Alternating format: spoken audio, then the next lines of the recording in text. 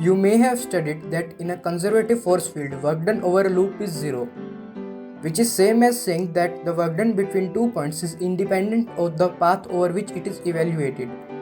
Yeah, that is great. But suppose you are given a force field vector f which is some function of x, y and z coordinates. How do we check whether it is conservative or non-conservative? To answer that question, we have to first deal with some topics like what it is meant by a vector field, how do we evaluate work done over a loop, what is curl of a vector field. Now going to the first topic, in vector field we take all the points in space and associate each point by a vector following a particular equation. Well, actually these vectors make a huge mess. So for illustration purposes we compress those vectors and give them color to give a kind of sense of length. Now as of work done we define it as if because of a force displacement ds occurs, then that small work done is the dot product of force and displacement. For work done over a loop, we integrate that result, and for closed paths, we do closed integral over that path. We can do that by taking our force vector and the ds vector. For work done, we take the dot product of these vectors. Doing a simple calculation, we have the following result. We can understand that as the work done by respective components of force. As we are now talking about work done in 2D, so for now we will only work with x and y components. Now applying that knowledge, if we have two different paths, say path 1 and path 2, we can calculate work done over these paths. Now as you can see that work done are not equal, so it confirms that it is not a conservative field. If we change the field and run the same simulation, we see that work dones are equal. If it is true for every possible path from point A to point B, then we can say that the existing field is a conservative field. But yeah, it is not an easy task.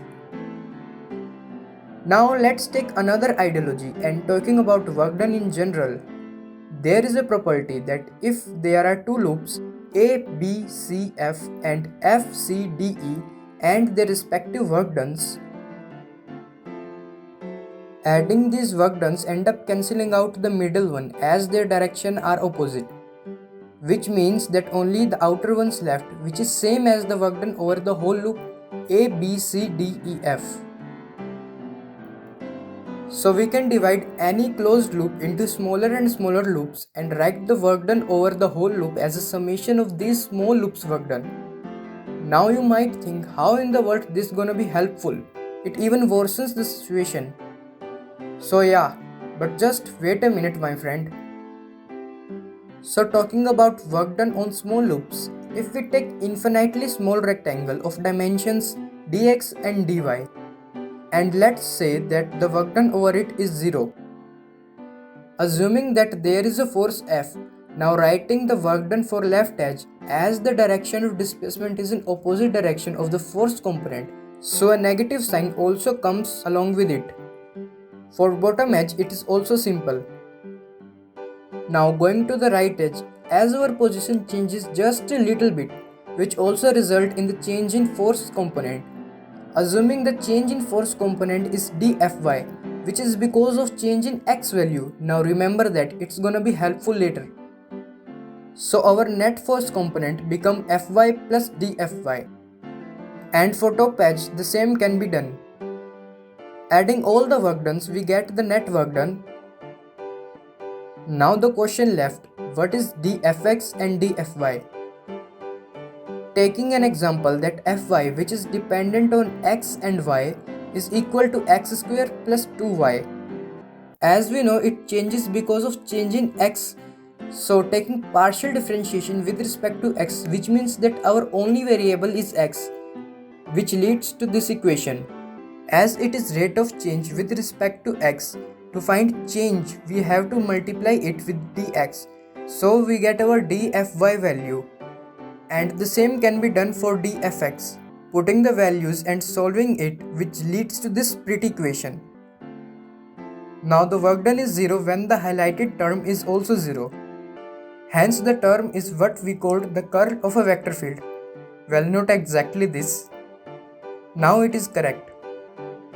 Here the direction vector signifies that the work done is in xy plane and is in anti-clockwise direction. Now it makes a lot of sense that if the condition satisfies, the work done over rectangular loop is 0, which means that the loop we approximated with smaller loops, it will make the work done over the larger loop also 0. Now that is great. As of now, our curl value only includes z component.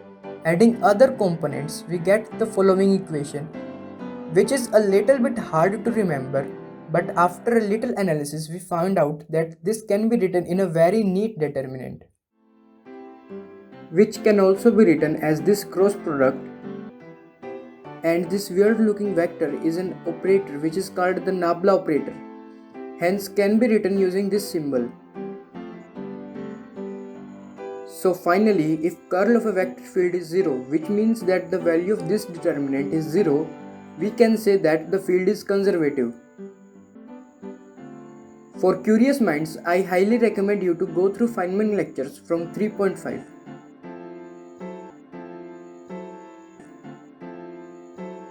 And also watch the video of 3 blue 1 brown on topic divergence and curl. I have provided links of both in the description.